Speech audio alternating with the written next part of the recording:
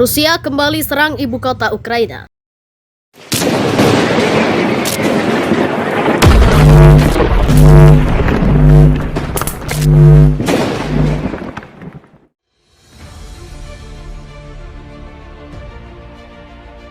Pasukan Rusia melancarkan serangan rudal ke daerah Kiev untuk pertama kalinya dalam beberapa pekan pada Kamis 28 Juli 2022.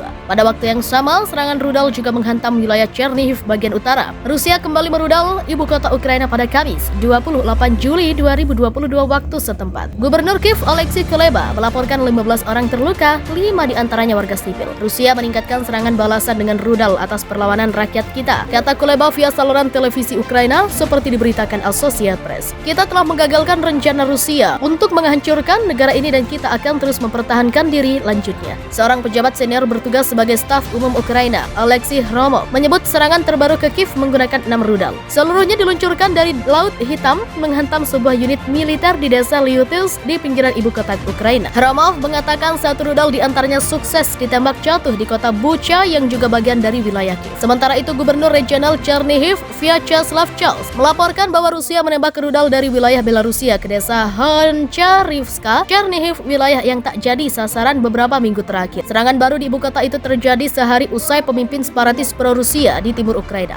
Denis Pushilin, melemparkan pernyataan kontroversial. Pushilin mendesak tentara Rusia untuk membebaskan kota-kota di Ukraina yang didirikan oleh rakyat Rusia, meliputi Kiev, Chernihiv, Poltava, Odessa, Dnipropetrovsk, Kharkiv, dan Zaporizhzhia serta Lutsk. Beberapa bulan lalu, Rusia juga sempat menerjunkan tentaranya untuk merebut Kiev dan Chernihiv. Namun Kremlin menarik pasukannya selepas gagal merebut kedua wilayah itu. Ukraina mengatakan pada hari Kamis bahwa pasukan Moskow telah menyerang sebuah pangkalan militer di utara ibu kota Kiev. Serangan Rusia itu dianggap sukses melumpuhkan infrastruktur militer Ukraina. Pejabat senior militer Ukraina Oleksiy Gromov mengatakan kepada wartawan bahwa pasukan Rusia telah menembakkan 6 rudal jelajah kaliber di sebuah pangkalan militer di Lyutysk sekitar pukul 2.00 GMT. Satu bangunan hancur dan 2 rusak dalam serangan di kota sekitar 30 km utara ibu kota, katanya dikutip AFP Kamis 28 Juli. Rudal salah satunya ditembak jatuh oleh pertahanan udara Ukraina, ditembakkan dari semenanjung Crimea yang dicaplok Rusia dari Ukraina pada 2014. Gromov juga melaporkan serangan di wilayah utara Ukraina, Chernihiv, dengan peluru yang ditembakkan dari negara tetangga Belarusia, sekutu Moskow. Dia menambahkan ada sejumlah kerugian dialami pasukan Ukraina. Gromov menyebut di wilayah timur, pasukan Rusia berusaha maju menuju Siversk dan Bakhmut, kota-kota di kawasan industri Donbas yang coba direbut Moskow. Situasi di sana masih sulit tetapi sepenuhnya terkendali, katanya. Di wilayah Kherson yang dikuasai Rusia, di mana pasukan Ukraina melancarkan serangan balasan, 3 desa telah direbut kembali selama 2 minggu terakhir, tambah Gromov. Ini pagi yang bermasalah. Sekali lagi ada teror rudal, kami tidak akan menyerah, kata Presiden Ukraina Volodymyr Zelensky di media sosial. Gubernur Valentin Reznichenko di media sosial menyebut setidaknya 1 orang tewas dan 2 terluka dalam serangan di wilayah Dnipro Tengah. Wali kota Igor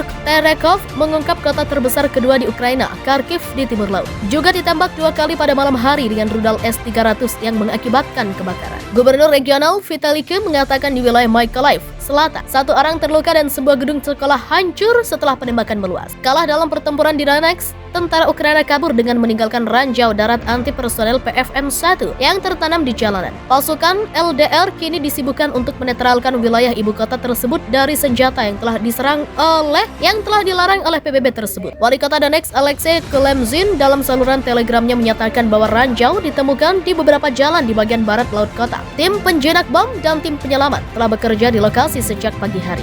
Sebuah kendaraan yang dilengkapi dengan pengeras suara memperingatkan penduduk setempat. Kata Kulemzin mengimbau masyarakat untuk waspada dan tidak mendekati daerah tambang. Ranjau darat PFM-1 berbentuk kupu-kupu kecil dilarang di bawah Konvensi Ottawa 1997, di mana Ukraina menjadi bagiannya. Bahkan ketika mereka tidak membunuh korban ketika diinjak, mereka sering mencabik-cabik kaki orang tersebut. Sebelumnya, otoritas Republik Rakyat Lugansk melaporkan menemukan PFM-1 di tempat-tempat yang ditinggalkan oleh pasukan Ukraina setelah mundur. Baik Rusia dan Ukraina saling menuduh menggunakan amunisi yang dilarang secara internasional, serta menembaki daerah pemukiman dan sasaran sipil lainnya.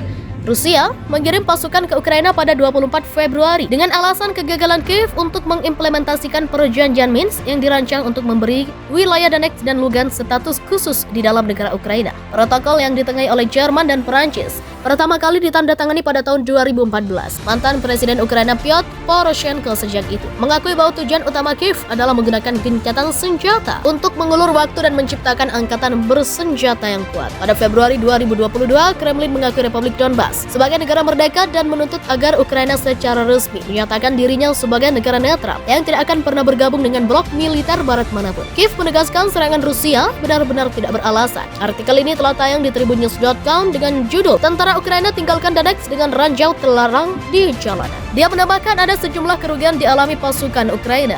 Gromov menyebut di wilayah timur, pasukan Rusia berusaha maju menuju Siversk dan Bakhmut, kota-kota di kawasan industri Donbas yang coba direbut Moskow. Situasi di sana masih sulit tetapi sepenuhnya terkendali, katanya. Di wilayah Kherson yang dikuasai Rusia, di mana pasukan Ukraina melancarkan serangan balasan, 3 desa telah direbut kembali selama 2 minggu terakhir, tambah Gromov. Ini pagi yang bermasalah. Sekali lagi, ada teror rudal. Kami tidak akan menyerah, kata Presiden Ukraina Volodymyr Zelensky di media sosial. Gubernur Valentin Reznichenko di media sosial menyebut setidaknya 1 orang tewas dan 2 terluka dalam serangan di wilayah Dnipro Tengah. Wali kota Igor Terekov mengungkap kota terbesar kedua di Ukraina, Kharkiv di timur laut, juga ditembak 2 kali pada malam hari dengan rudal S-300 yang mengakibatkan kebakaran. Gubernur regional Vitaly Kim mengatakan di wilayah Mykolaiv Selatan, 1 orang terluka dan sebuah gedung sekolah hancur setelah penembakan meluas. Kalah dalam pertempuran di Donetsk, tentara Ukraina kabur dengan meninggalkan ranjau darat anti personel PFM-1 yang tertanam di jalanan. Pasukan LDR kini disibukkan untuk menetralkan wilayah ibu kota tersebut dari senjata yang telah dilarang oleh PBB tersebut. Wali kota Donetsk Alexei Kolemzin dalam saluran telegramnya menyatakan bahwa ranjau ditemukan di beberapa jalan di bagian barat laut kota. Tim penjinak bom dan tim penyelamat telah bekerja di lokasi sejak pagi hari. Sebuah kendaraan yang dilengkapi dengan pengeras suara memperingatkan penduduk setempat. Kata Kolemzin mengimbau masyarakat untuk waspada dan tidak mendekati daerah tambang. Ranjau darat PFM-1 berbentuk kupu-kupu kecil dilarang di bawah Konvensi Ottawa 1997, di mana Ukraina menjadi bagiannya. Bahkan ketika mereka tidak membunuh korban ketika diinjak, mereka sering mencabik-cabik kaki orang tersebut. Sebelumnya, Otoritas Republik Rakyat Lugansk melaporkan menemukan PFM-1 di tempat-tempat yang ditinggalkan oleh pasukan Ukraina setelah mundur. Baik Rusia dan Ukraina saling menuduh menggunakan amunisi yang dilarang secara internasional, serta menembaki daerah pemukiman dan sasaran sipil lainnya. Rusia mengirim pasukan ke Ukraina pada 24 Februari dengan alasan kegagalan Kiev untuk mengimplementasikan perjanjian Minsk yang dirancang untuk memberi wilayah Donetsk dan Lugansk status khusus di dalam negara Ukraina.